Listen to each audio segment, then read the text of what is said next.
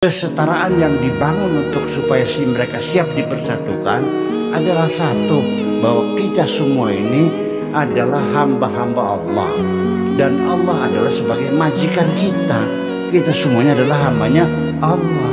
Nah, makanya la ilaha al-ma'budu bil haqqi, sebagai majikan kita. Itu maksudnya.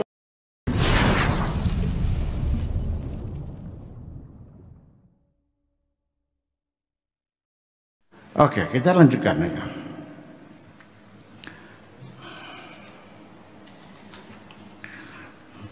Walakin al-yahud alladzina la tastash'iru qulubuhum al-iman, tetapi orang-orang Yahudi yang hatinya belum tersentuh oleh keimanan, abau al-istislama lima fil alwah, mereka menolak untuk menerima segala macam perintah yang ada di dalam lauh, ya, alwah, papan.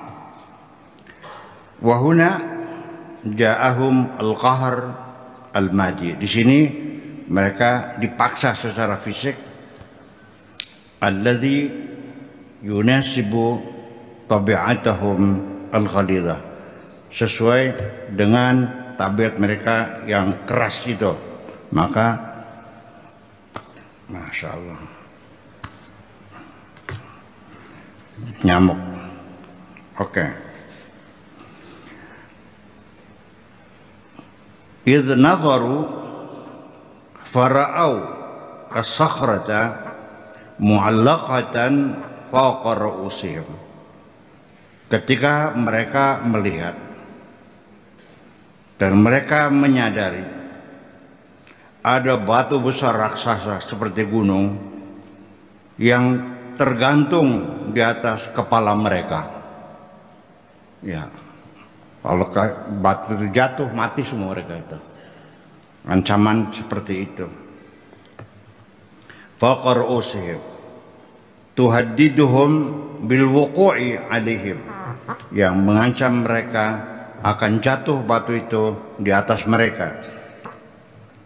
Idahum lam yastaslimu, kalau mereka tidak mau berserah diri, walam yata'ahadu bi akhdhi ma atahumullah, untuk berjanji, ya, mengambil apa yang Allah berikan kepada mereka, minal ahdi, berupa perjanjian, wa ma kutiba alaihim, dan apa saja yang diwajibkan bagi mereka, minata kalif, berbagai tugas dan kewajiban, fil alwah, yang ada dalam kitab mereka itu. Inda idzin, ketika itulah, ya, fakat istaslamu, baru mereka berserah diri. Kalau sudah diancam, dipegang pistol, ditodongkan kepalanya, baru nurut. Kalau enggak, ya tetap mereka aja begitu. Itu katanya orang Yahudi itu seperti itu katanya.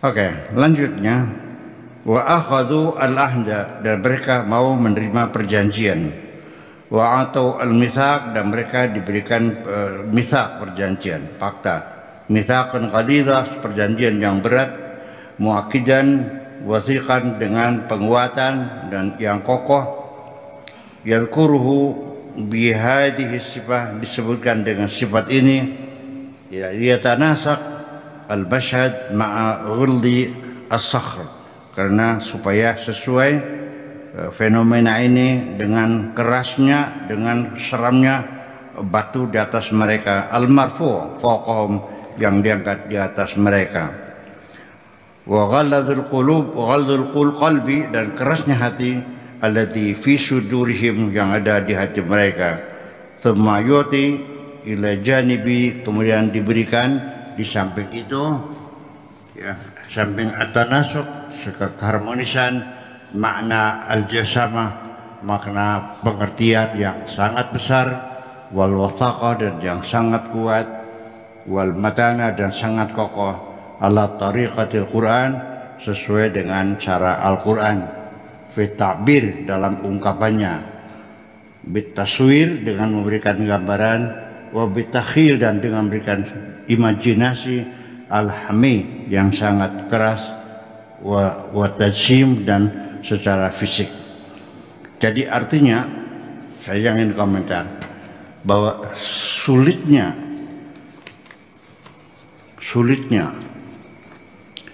orang menerima kebenaran sampai harus diancam, dibuktikan dengan kesaktian.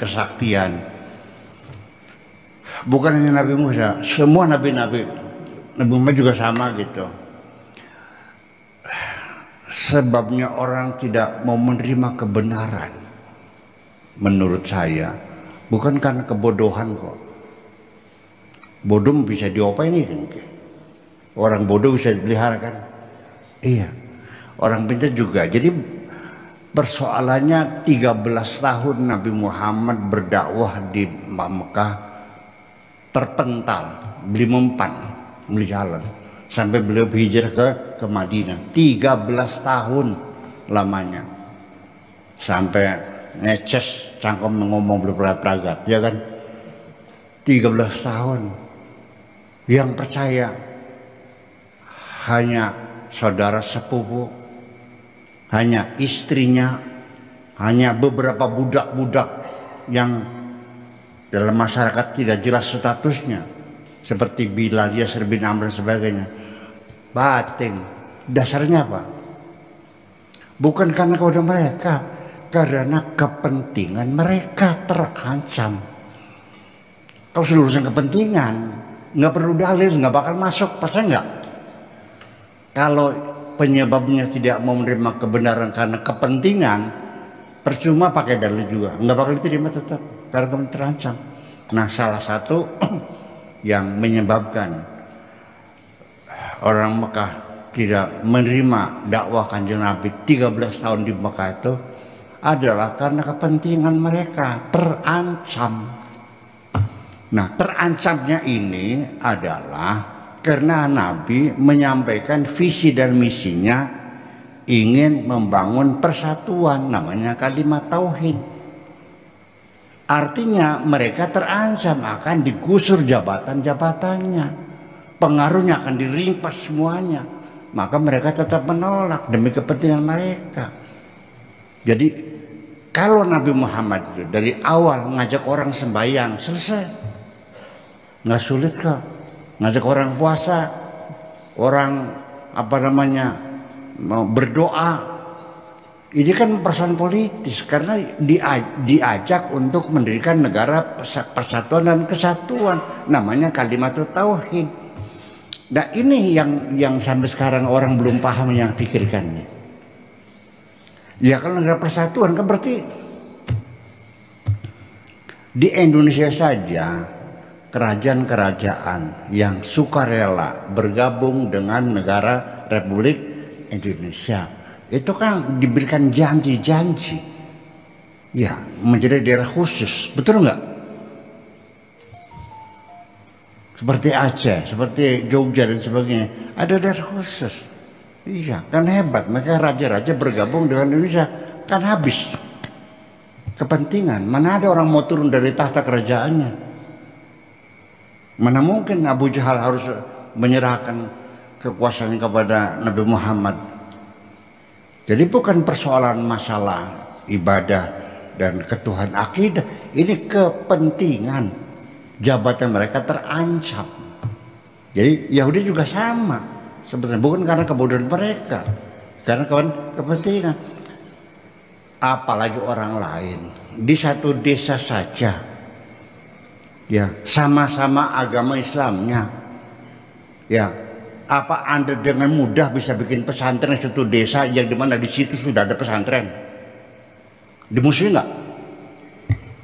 Anda bikin madrasah, bisa ada madrasah lagi ya, dimusuhin nggak? Saya juga sama kok, bisa terpental sampai ke sini nih. Ya karena kepentingan mereka terancam. Nanti kewibawanya akan berkurang, pengaruhnya akan berkurang. Itu persoalannya. Jadi bukan persoalan masalah kebodohan mereka, sekalipun namanya zaman jahiliyah, tapi itu kan sebagai simbol jahiliyah itu. Jadi jahiliyah itu bukan sekedar bodoh ya, tapi kepentingan mereka yang terancam. Ya, jadi andaikan saya sebagai penasehat Nabi waktu itu, andaikan ya, Saya akan mengajarkan untuk tahapan pertama visi misi kalimatut tauhid, kata persatuan, nanti jangan sekarang dikeluarkannya, nanti belakangan. Sekarang kita ajak aja mereka sholat, beribadah aja dulu, nggak ada masalah kok. Tapi begitu memberikan negara persatuan, artinya semua jabatan libas punya, betul nggak? Itulah sebabnya sampai 13 tahun Kanjeng Nabi itu di Mekah nggak mempan dakwahnya. Dan ini sampai sekarang nampaknya masyarakat Islam di Indonesia, ya mungkin dunia, masih belum menerima saya tampilkan Nabi Muhammad sebagai tokoh pemersatu. Itu nggak terima. Iya, masa aja kalimat tauhid mana persatuan sih? Saya dibully kan? Iya. Masa kalimat tauhid katakan?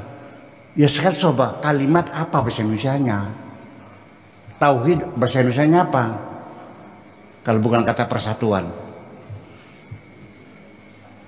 Jadi artinya gimana? Jadi nanti kalimat tauhid itu simbolnya adalah la ilaha illallah. Kenapa demikian?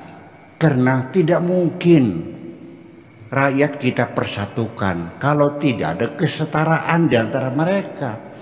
Kesetaraan yang dibangun untuk supaya mereka siap dipersatukan adalah satu, bahwa kita semua ini adalah hamba-hamba Allah, dan Allah adalah sebagai majikan kita. Kita semuanya adalah hambanya Allah. Nah, makanya la ilaha al-ma'budu bil haqqi, sebagai majikan kita. Itu maksudnya. Jadi yang saya maksudkan adalah bahwa kita ini semuanya bekerja untuk Allah, bahwa Allah adalah majikan kita semua.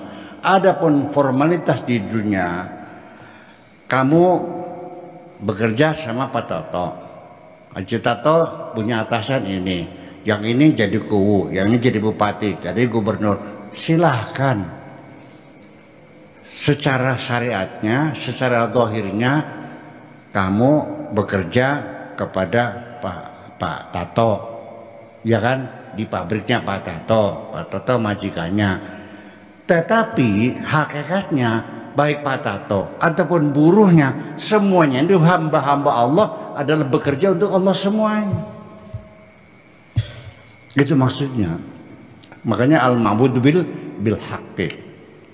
Nanti secara khusus bisa saya terangkan makna la ilaha illallah, la-nya apa, ilahnya ilah apa, lalu maknanya apa. Jadi terlalu rumit sekali maknanya. Jadi artinya bahwa kesimpulan saya bahwa apalagi ini kita saja dalam keseharian yang akan menghalang-halangi kamu, yang akan menggagalkan kamu adalah orang yang kepentingannya terancam, betul nggak? Kalau nggak ada urusan. Orang Surabaya tidak akan menghalang-halangi saya kok. Anda tahu sendiri, yang menghalang-halangi saya bikin pesantren di Indramayu adalah kiai-kiai juga kok. Gus jujur baik mah. Wani ngomong karena bongus pada mati barangnya. Oke, assalamualaikum warahmatullahi wabarakatuh. Waalaikumsalam warahmatullahi wabarakatuh.